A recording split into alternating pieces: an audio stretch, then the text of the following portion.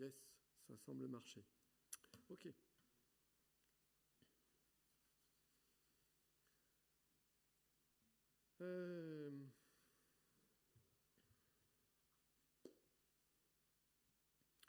Aujourd'hui, on va réfléchir, parler sur un thème que je trouve qui est génial avec Dieu, c'est que Dieu change nos vies. On lit en 2 Corinthiens 3, 18, « Nous tous qui le visage découvert contemplons comme dans un miroir la gloire du Seigneur, nous sommes transformés en la même image de gloire en gloire, comme par le Seigneur l'Esprit. » Alors je vais vous poser une question à laquelle vous allez répondre intérieurement pour vous-même.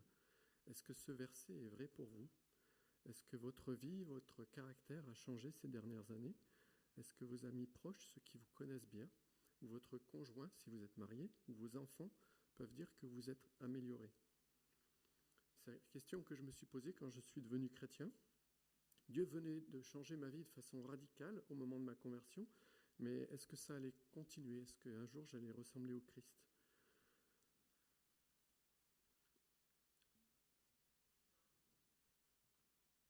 Dans l'église où j'étais, c'est ce qu'on enseignait, et je voyais en effet que certains chrétiens se bonifiaient avec l'âge, comme le bon vin.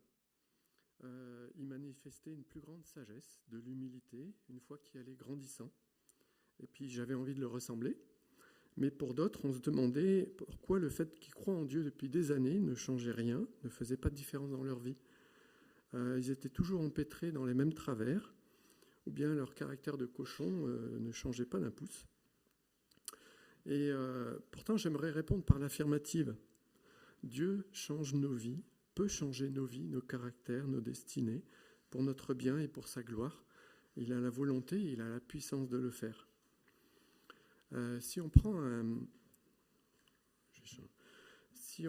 l'exemple, par exemple, de l'apôtre Jean, lorsque Jean a rencontré Jésus, lui et son frère Jacques étaient des hommes très intransigeants, très secs, facilement en colère, tranchants comme des couperets. Selon Jean, Dieu devait sanctionner le péché sans ménagement, avec violence. Il n'y avait aucune grâce avec lui, aucune seconde chance.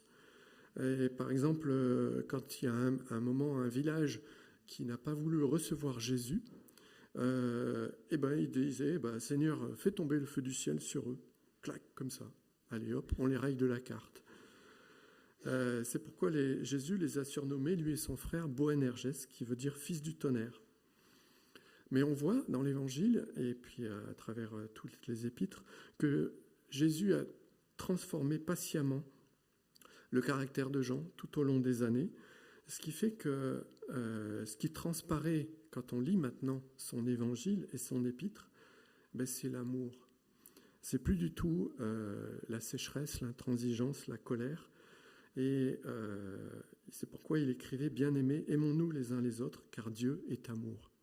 Vous voyez un petit peu la transformation complète que Jésus a faite en Jean. Le fils du tonnerre est devenu le fils de l'amour. Et voilà comment est notre Dieu.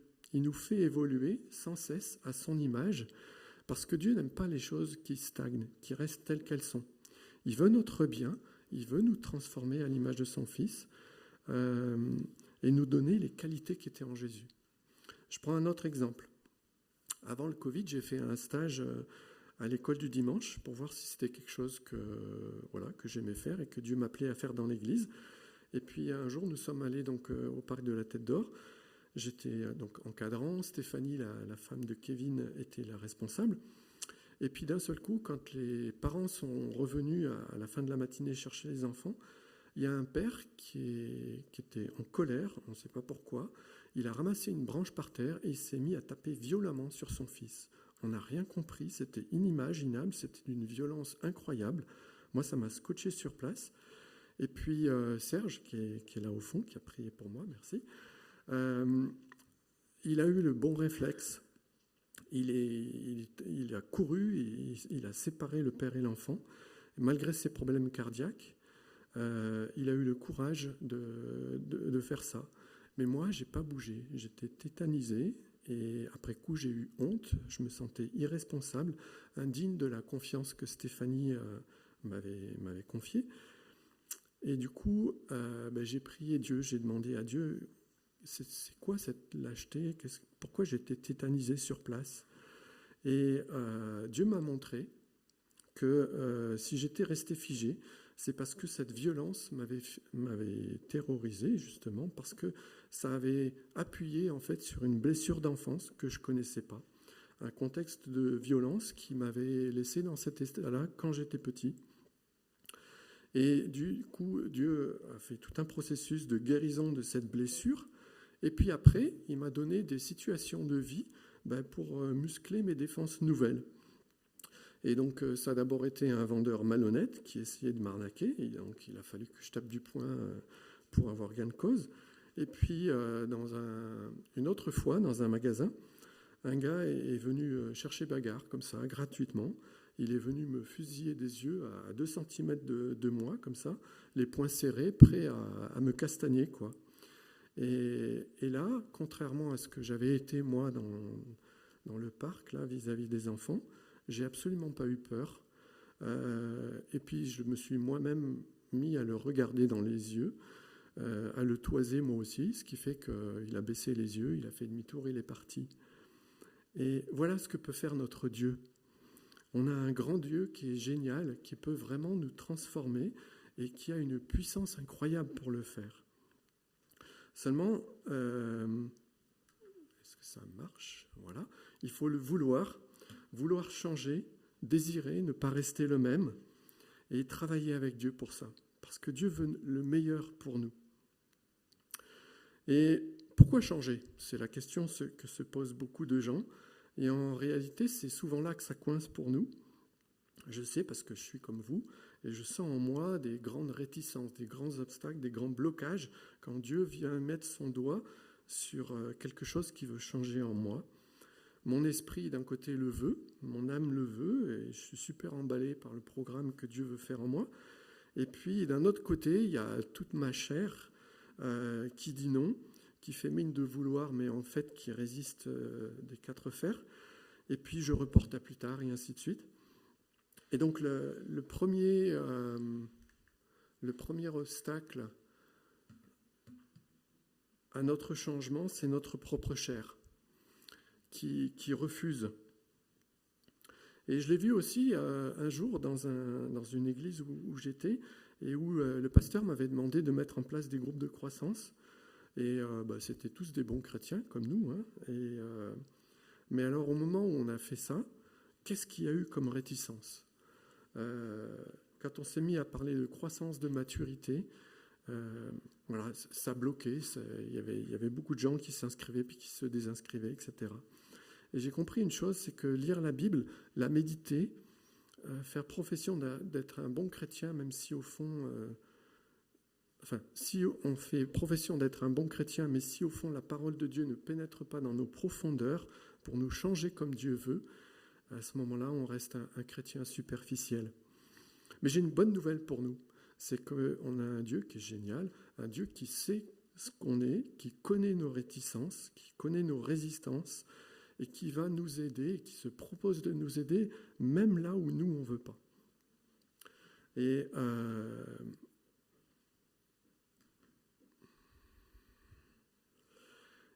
on a cette super phrase dans Philippiens que j'aime beaucoup.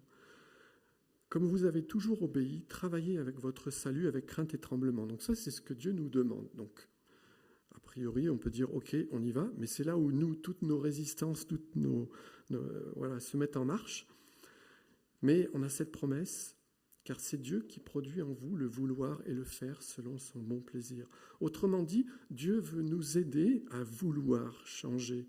Et Dieu peut le faire en nous. Et ça, c'est génial. Moi, j'aime Dieu à cause de ça. Parce que c'est comme pour la foi. C'est comme pour la foi. À un moment donné, Jésus dit au père d'un gamin qui était possédé, mais si tu crois, tout est possible à celui qui croit. Et là, le père, il comprend qu'il voudrait croire, mais il ne sait pas s'il croit suffisamment. Et du coup, il dit à Jésus, mais je crois, sous-entendu, je veux croire, je demande que ça. mais viens au secours de mon incrédulité. Et là, Jésus, il adore ça quand on confesse nos faiblesses, parce que du coup, il a guéri l'enfant. Et en fait, c'est ça qui se passe avec Dieu. Quand on confesse nos limites, nos difficultés, Dieu vient à notre secours. Et c'est lui qui produit ce que nous, on ne peut pas faire. Du coup, moi maintenant, systématiquement, je fais une prière. Dès que je sens en moi qu'il y a des résistances au changement, je demande à Dieu de les enlever de moi, de façon à ce que j'ai une pleine volonté pour me mettre en marche avec Dieu. Et ça marche, ça marche. Alors, ce qui nous bloque aussi peut-être, c'est peut-être une mauvaise image de Dieu. Beaucoup de chrétiens pensent que Dieu veut nous briser, qu'il veut nous changer pour sa seule gloire, parce qu'il ne nous aime pas tel qu'on est. La preuve, c'est qu'il nous demande de changer sans arrêt. Mais il nous aime que en Jésus, quelque part, que à travers le filtre de Jésus, mais pas nous vraiment. Et il ne nous montre que ce qui ne va pas en nous. Et pourtant, rien n'est plus faux, car Dieu est amour, Dieu t'aime tel que tu es, et Dieu croit en toi. Et le problème, c'est que nous, on croit que ce qu'on est actuellement, c'est nous. Or, c'est faux. Notre vrai nous, notre vrai moi, mon vrai moi, ma vraie nature, elle ressemble à Jésus. Et ce que vous voyez là aujourd'hui, c'est ce que Jésus a fait, qui ressemble à Jésus, c'est ce que Dieu a voulu initialement, plus le péché qui est en moi, qui me souille et qui a contaminé tout mon être et qui a déformé tout ce que je suis. Et ce qui fait que ça ne marche plus. Est-ce que... Ah voilà. Voilà par exemple tel qu'on est, tel qu'on se voit. Bon, donc une fille, voilà, tout ce qu'il y a de plus normal. Mais voilà comment Dieu nous voit. Et comment il nous a créés dans son image, dans son idée. Ça, vous pouvez transposer en gars et filles, hein, ça c'est ton vrai toi, tel que Dieu te voit. Et c'est ce qu'il veut que tu découvres et que tu révèles au monde. Et ce que veut faire Dieu, justement, c'est révéler toute la beauté qui est en toi. Mais à l'inverse, si tu es dans l'orgueil, si tu as une très très bonne image de toi, au point que tu penses être un bon chrétien, une bonne chrétienne, une belle personne, voilà comment Dieu te voit. Pardon. Ça, c'est, comment toi tu te vois. Tu penses que tu es un beau mec, une belle fille, mais voilà comment Dieu te voit de l'intérieur. C'est la même personne, hein, simplement un peu plus ravagée par l'alcool, les drogues et diverses choses. Voilà un peu ce que le péché fait en nous. Sauf que nous, on en reste à ça dans notre miroir, on se voit comme ça, mais Dieu, lui, nous voit réellement. Mais bon, ça, c'est la personne orgueilleuse. Mais voilà vraiment tel que nous sommes et tel que Dieu veut nous révéler à nous-mêmes et aux autres. Parce qu'on a un Dieu qui est amour et qui nous a fait à son image. Et on est tous beaux et belles, on a tous plein de qualités, plein de dons. Et ça, c'est merveilleux. On a un Dieu qui est magnifique. Seulement, le péché nous déforme, nous souille, nous avilit. Et Dieu veut qu'on retrouve notre rang de fils et de filles de Dieu en lui. Alors, hop, on va avancer.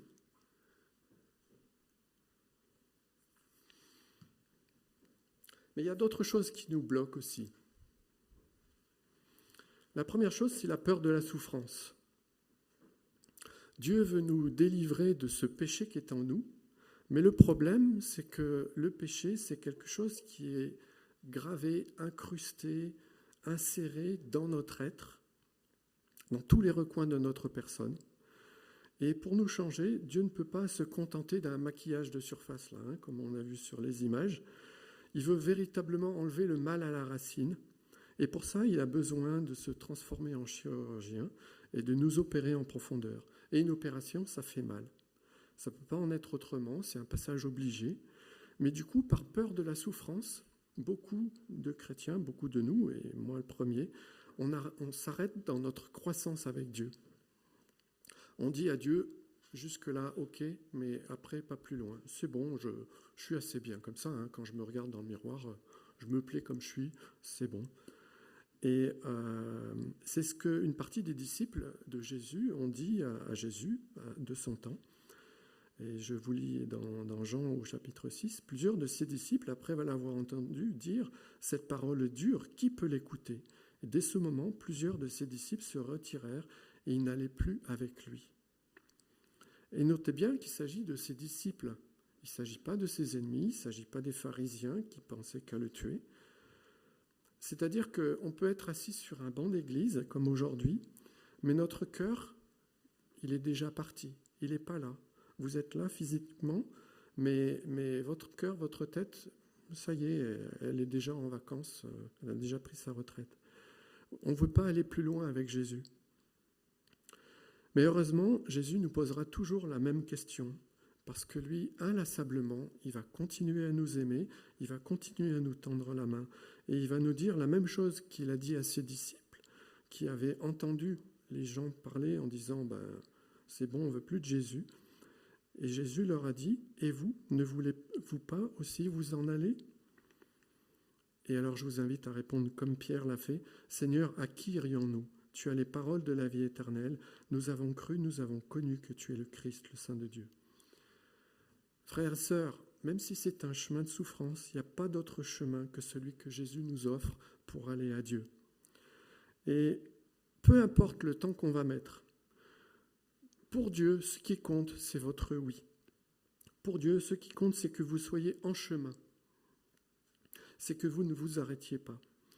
Et vous savez comment on enlève un pansement qui est collé au poil? Il y a deux techniques. Soit on essaye tout doucement d'enlever poil par poil pour pas que ça fasse mal, ou le moins mal possible, soit d'un coup sec. Ça arrache quelques poils au passage, mais la douleur, elle est très brève et elle ne dure pas. Choisissez la méthode que vous voulez avec Dieu. Dieu est tellement génial, il nous aime tellement qu'en bon père, il fait comme on veut, du moment qu'on se laisse transformer par lui. Et je vous lis cette parole dans Philippiens 3. « Ce n'est pas que j'ai déjà remporté le prix ou que j'ai déjà atteint la perfection, mais je cours pour tâcher de le saisir, puisque moi aussi j'ai été saisi par Jésus-Christ. Frère, je ne pense pas l'avoir saisi, mais je fais une chose. Oubliant ce qui est en arrière, me portant vers ce qui est en avant, je cours vers le but pour remporter le prix de la vocation céleste en Jésus-Christ. Nous tous donc qui sommes parfaits, ayant cette même pensée. Et si vous êtes en quelques points d'un autre avis, Dieu vous éclairera aussi là-dessus. Seulement, au point où nous sommes parvenus, marchons d'un même pas. Et c'est ça qui compte pour Dieu. C'est qu'on ne s'arrête pas. Des moments de souffrance, il y en a de toute façon dans la vie. Qu'on le veuille ou non, le péché est là. Et il va nous faire souffrir. Que ce soit nous qui allons faire souffrir les autres ou les autres qui vont nous faire souffrir. Mais alors du coup, choisissons la bonne souffrance, celle qui vient de Dieu. Parce que Dieu, à ce moment-là, ne nous laisse pas seuls. Dieu est près de ceux qui ont le cœur brisé. Il sauve ceux qui ont l'esprit dans l'abattement. Quand les justes crient, l'Éternel entend, il les délivre de toute la détresse. Dieu est près de ceux qui ont le cœur brisé, il sauve ceux qui sont dans l'abattement. Il nous porte, il nous fortifie, il nous encourage, il nous console, il nous guérit, il nous transforme. Et c'est ce qui fait qu'ensuite, on n'a plus souvenir du mal qu'on a eu. On ne souffre plus, ni à cause du péché, ni à cause de ses conséquences. La souffrance de Dieu, elle est bénéfique. Elle nous fait grandir, elle nous rend plus forts. 2 Corinthiens 7 nous dit « La tristesse de Dieu produit une repentance à salut dont on ne se repent jamais, mais la tristesse du monde produit la mort. » Ensuite, il y a une autre peur qui nous freine, c'est la peur du péché, de peur de voir la noirceur en nous. Et ça,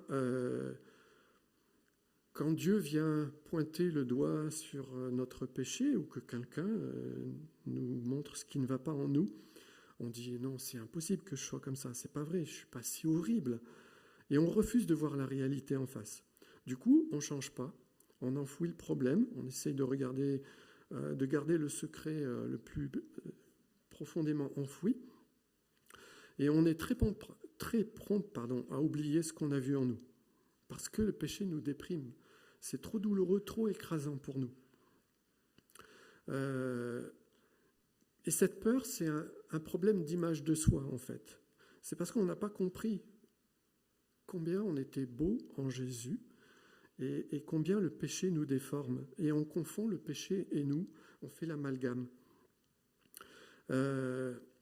Et c'est pourquoi il n'y a qu'avec Dieu qu'on peut regarder notre péché en face. Seul ou confronté par les autres, ça peut nous conduire au suicide ou au meurtre.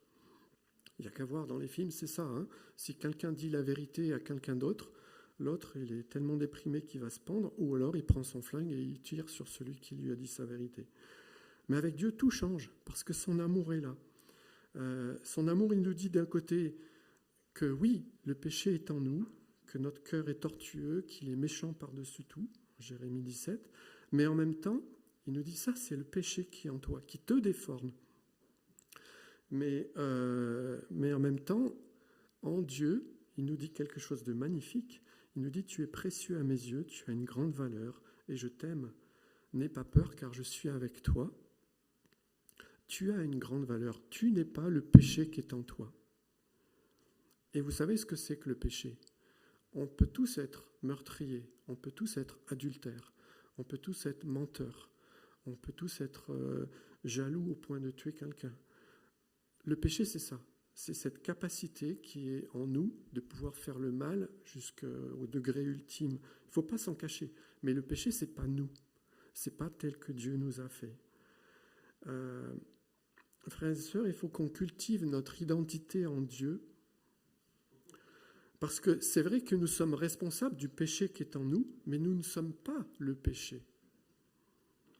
Donc n'ayons pas peur de la noirceur du péché qui est en nous. N'ayons pas peur de ce que on va trouver quand la parole de Dieu va nous examiner, quand les autres nous disent les choses, parce que nous sommes tous capables d'être meurtriers, adultères, violeurs, menteurs, manipulateurs, voleurs, etc. Il faut juste qu'on l'admette une fois pour toutes. Il ne faut pas qu'on soit effrayé de le découvrir, comme je disais, mais au contraire, plus on va le découvrir, plus on va pouvoir l'enlever de notre cœur et véritablement retrouver la vraie nature, la vraie belle créature que Dieu a créée. C'est pourquoi on pourra dire après, comme Paul, j'ai combattu le bon combat, j'ai achevé la course, désormais la couronne de justice m'est réservée, le Seigneur, le juste juge, me la donnera. Qui d'entre nous ne rêve pas de pouvoir dire ça au seuil de sa mort, de dire qu'il a accompli ce pourquoi Dieu l'avait mis sur terre, et puis qu'on n'aura pas à rougir devant Dieu. Paul dit encore à Timothée, « Efforce-toi de te présenter devant Dieu comme un homme éprouvé, un ouvrier qui n'a pas à rougir, qui dispense droitement la parole de la vérité. » Et ça vient si on accepte que voilà, tout le péché immonde est en nous, mais ce n'est pas nous. Et donc nous aurons notre récompense au ciel, car on aura bâti avec de l'or et non pas avec de la paille. Celui qui refuse de regarder à lui, celui qui refuse d'être opéré par le chirurgien divin, il va bâtir avec différents éléments. Et la parole de Dieu nous dit, personne ne peut poser un autre fondement que celui qui a été posé, savoir Jésus-Christ. Ok, on est tous chrétiens. Mais si quelqu'un bâtit sur ce fondement avec de l'or, de l'argent, des pierres précieuses, du bois, du foin, du chaume, l'œuvre de chacun sera manifestée, car le jour la fera connaître, parce qu'elle se révélera dans le feu. Et le feu éprouvera l'œuvre de chacun. Si l'œuvre bâtie par quelqu'un sur le fondement subsiste, il recevra une récompense. Mais si l'œuvre de quelqu'un est consumée, il perdra sa récompense. Pour lui, il sera sauvé, mais comme au travers du feu. Voilà, je m'exhorte moi-même à ce qu'on bâtisse avec Dieu, à ce qu'on veuille se laisser transformer par Dieu tout au long de notre vie. Et voilà, on a un Dieu qui connaît aussi nos résistances, et je vous le rappelle, Dieu produit en nous le vouloir et le faire. Si nous, on sent des résistances à l'intérieur de nous, moi maintenant, chaque fois je fais cette prière, Seigneur, je sens que je ne veux pas, que ma chair, elle ne veut pas, et donc je te la donne, je me confie à toi, pour que tu crucifies cette chair, parce que mon esprit, lui, il veut être avec toi, il veut te suivre. Et on a cette promesse que le Dieu de paix nous sanctifie lui-même tout entier, tout votre être, l'âme, l'esprit, le corps, afin de nous conserver irrépréhensibles pour l'avènement de notre séjour, de notre Seigneur Jésus-Christ, car c'est lui qui vous a appelé et c'est lui qui le fera. C'est ça qui est génial. On n'a pas à compter sur nous, sur nos propres forces, mais sur celles de Dieu, du moment où on lui laisse le champ libre. Amen. Et je laisse la place à la suite.